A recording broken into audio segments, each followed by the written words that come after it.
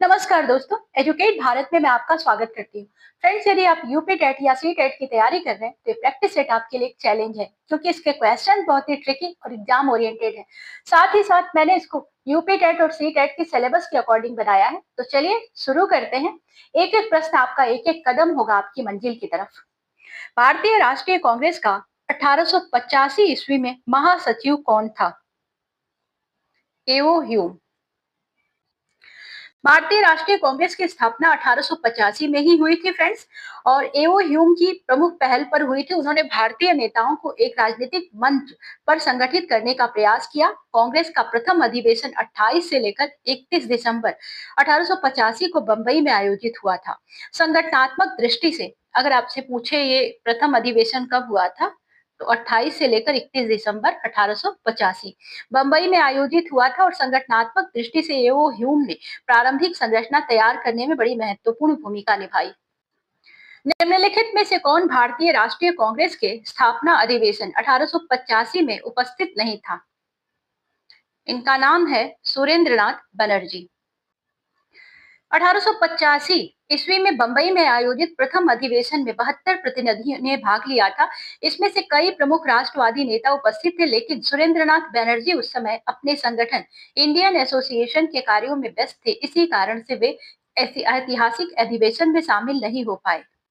Friends, मैं आपसे कहना चाहूंगी, क्वेश्चंस को लास्ट तक देखिएगा। आगे आ जाकर आपको बहुत ही महत्वपूर्ण और रोचक क्वेश्चंस दिखाई देने वाले हैं। भारतीय राष्ट्रीय कांग्रेस की स्थापना किस गवर्नर जनरल के समय में हुई? तो उस समय गवर्नर जनरल थे लॉर्ड डफरिन। भारतीय राष्ट्रीय कांग्रेस की स्थापना 1885 ईस्वी में जब हुई, उस समय भारत के वाइसराय लॉर्ड डफरिन थे, और उनके कार्यकाल में ही कांग्रेस का प्रथम अधिवेशन आयोजित हुआ। लॉर्ड डफरिन आपसे क्वेश्चन पूछता है, किसके कार्यकाल में प्रथम अधिवेशन आयोजित हुआ? तो लॉर्ड डफरिन। राजनीतिक संगठन के रूप में इसकी नींव रखी गई। लॉर्ड डफरिन ने इस आंदोलन को उस समय सीमित राजनीतिक गतिविधि के रूप में देखा था। भारतीय राष्ट्रीय कांग्रेस के दूसरे अधिवेशन की अध्यक्षता किसने की? दादा भाई नौरोजी। फ्रेंड्स, ये जो प्रैक्टिस सेट है आज मैंने भारतीय राष्ट्रीय कांग्रेस से ही संबंधित बनाया है, और ज्यादातर क्वेश्चंस इससे संबंधित आते हैं। इसी वजह से इस टॉपिक का मैंने चयन किया है।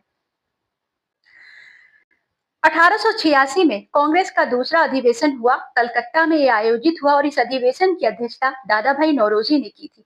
वे प्रारंभिक राष्ट्रवादी आंदोलन के सबसे सम्मानित नेताओं में से एक थे, और उन्हें grand old man of India भी कहा जाता है। Grand old man of India. उन्होंने आर्थिक शोषण के सिद्धांत ड्रेन की थ्योरी को भी प्रमुखता से प्रस्तुत किया। आपसे क्वेश्चन पूछता है, ड्रेन की थ्योरी को किसने प्रस्तुत किया, या ड्रेन ऑफ वेल्थ जो पुस्तक है इसको किसने लिखा? तो दादा भाई नौरोजी। भारत का ग्लैड स्टैंड किसे कहा जाता है? तो भारत का ग्लैड स्टैंड दादा भाई नौरोजी को कहा जाता है।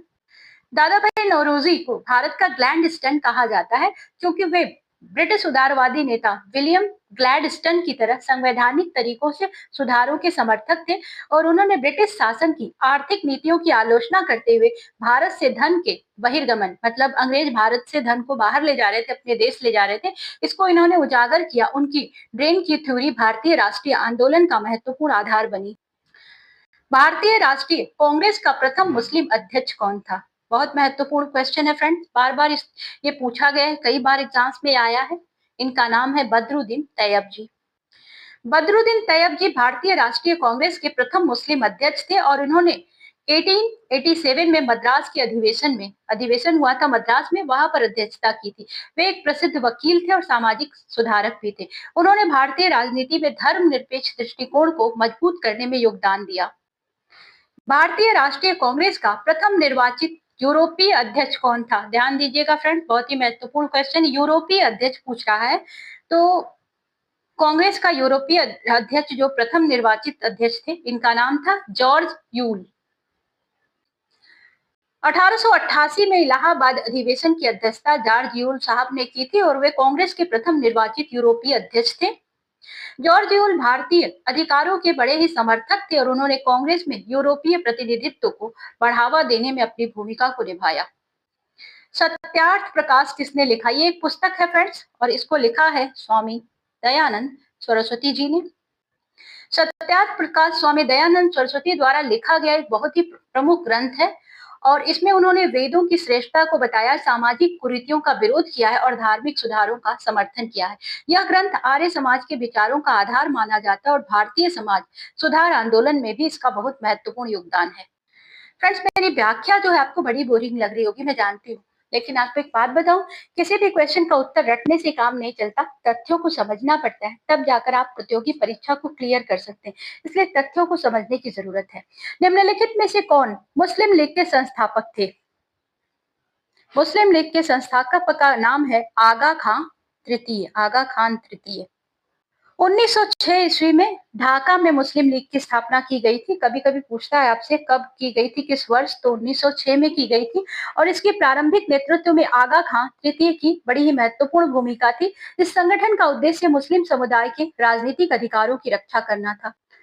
भारतीय राष्ट्रीय कांग्रेस के बनारस अधिवेशन 1905 के अध्यक्ष कौन थे? तो बनारस में अधिवेशन हुआ, इसकी अध्यक्षता की थी गोपाल कृष्ण गोखले ने।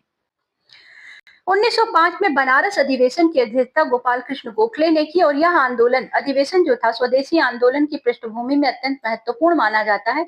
गोखले नरमपंथी विचारधारा के प्रमुख नेता थे, जिन्होंने संवैधानिक सुधारों का समर्थन किया। संवैधानिक तरीके का इस्तेमाल ये करना चाहते थे और ये नरमपंथी या उदारवादी विचारधारा के प्रमुख नेता थे। भारत सेवक समाज की स्थापना किसने की थी? तो भारत सेवक समाज की स्थापना गोपाल कृष्ण गोखले ने की थी। भारत सेवक समाज की स्थापना 1905 में गोपाल कृष्ण गोखले द्वारा की गई थी और इसका उद्देश्य था भारतीय समाज में सेवा की भावना को विकसित करना, शिक्षा का प्रसार करना और राजनीतिक जागरूकता को फैलाना। यह संगठन नैतिकता, अनुशासन और राष्ट्र सेवा के धर्म पर आधारित था। गोपाल कृष्ण गोखले द्वारा संपादित समाचार पत्र कौन सा था? तो इनमें एक समाचार पत्र था सुधारक, जिसको गोपाल कृष्ण गोखले इससे जुड़े हुए थे और इस पत्र के माध्यम से उन्होंने सामाजिक कुरीतियों की आलोचना की और प्रशासनिक सुधारों पर जोर दिया।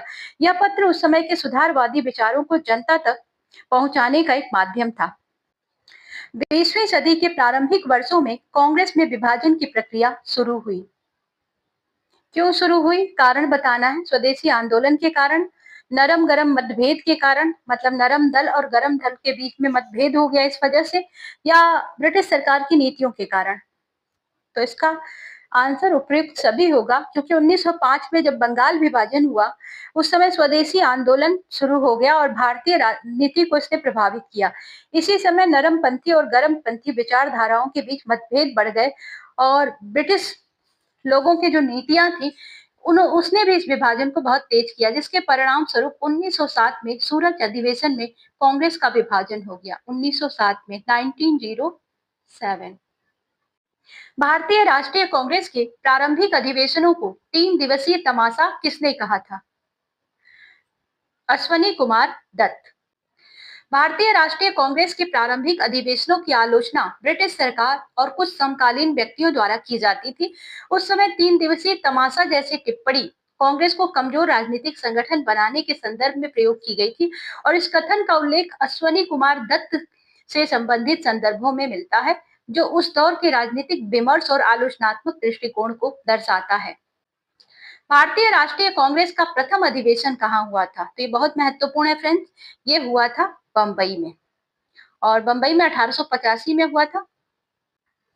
1885 में भारतीय राष्ट्रीय कांग्रेस का प्रथम अधिवेशन बंबई में गोकुल दास तेजपाल संस्कृत कॉलेज में आयोजित हुआ था और इसमें 72 प्रतिनिधियों ने भाग लिया था। यहीं से भारतीय राष्ट्रीय राजनीति के संगठित आंदोलन की शुरुआत मानी जाती है। निम्नलिखित में से कौन कांग्रेस का नरमपंथी नेता नहीं है? तो दोस्तों, यहाँ पर नरमपंथी नेता संवैधानिक सुधारों तरीके से सुधार की मांग करते थे, जैसे दादा भाई नौरोजी, गोपाल कृष्ण गोखले और ये जो फिरोज शाह मेहता हैं। लेकिन बाल गंगाधर तिलक जो थे गरमपंथी विचारधारा के नेता थे। इनका कहना ये था कि बार बार ब्रिटिश अधिकारियों से निवेदन करना या प्रेयर करना आप छोड़ दीजिए, स्वराज की स्पष्ट मांग की जाए, जिसमें अंग्रेजों का ब्रिटिश शासन का पूरी तरह से विरोध किया जाए। निम्नलिखित में से कौन कांग्रेस से कभी नहीं जुड़े? तो इसमें बीडी सावरकर जो हैं, ये कांग्रेस से कभी नहीं जुड़े। विनायक दामोदर सावरकर ये भारतीय राष्ट्रीय कांग्रेस से नहीं जुड़े, मुख्य रूप से क्रांतिकारी गतिविधियों और हिंदुत्व विचारधारा से जुड़े हुए थे। उन्होंने ब्रिटिश शासन के खिलाफ सशस्त्र संघर्ष का समर्थन किया। ये भी सशस्त्र संघर्ष के समर्थक थे। प्रारंभिक कांग्रेस की मांग नहीं थी, तो इनमें से कौन सी मांग ऐसी है जो प्रारंभिक कांग्रेस की नहीं थी? 1885 से लेकर 1905 तक कांग्रेस नरमपंथी चरण में थी और उसकी मांगे केवल प्रशासनिक और संवैधानिक सुधारों तक ही सीमित थी। पूर्ण स्वराज की मांग जो थी ये बाद में 1929 के लाहौर अधिवेशन में उठाई गई, तो प्रारंभिक मांग पूर्ण स्वराज नहीं था। भारत में होम रूल लीग की स्थापना किसने की थी? तो होम रूल लीग की स्थापना की थी बाल गंगाधर तिलक ने। होम रूल लीग 1916 में भारत की राजनीतिक स्वशासन की मांग को मजबूत करने के लिए शुरू किया गया था और इसके अंतर्गत दो प्रमुख होम रूल लीग स्थापित हुई, एक बाल गंगाधर तिलक के द्वारा, दूसरा एनी बेसेंट जी के द्वारा। तिलक की लीग का उद्देश्य था भारतीयों में स्वराज के प्रति जागरूकता को फैलाना और इसे राष्ट्रीय आंदोलन को नई दिशा देने वाला एक चरण माना जाता है। फ्रेंड्स, इस तरह से हमारे 20 क्वेश्चंस कंप्लीट होते हैं। यदि आपको पसंद आया हो तो हमें एक लाइक जरूर दें और हाँ, इसी तरह के प्रैक्टिस सेट आप और भी हल करना चाहते हैं तो चैनल को सब्सक्राइब कर लें, फ्रेंड्स के साथ भी शेयर करें। हम मिलेंगे आपसे अगले प्रैक्टिस सेट के साथ। तब तक के लिए good bye. Thank you for watching.